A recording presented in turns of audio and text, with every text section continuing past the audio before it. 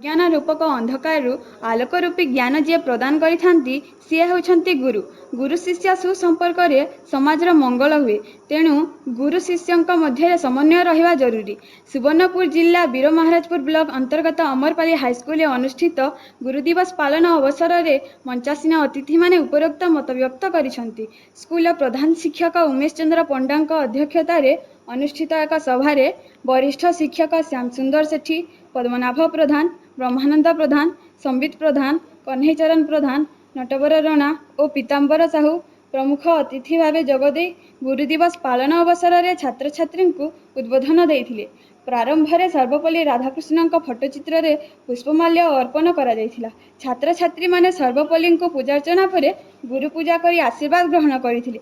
शिक्षक संबित प्रधान अतिथि परिचय प्रदान, पद्मनाभ प्रधान स्वागत भाषण और ब्रह्मानंद प्रधान धन्यवाद अर्पण करथिले।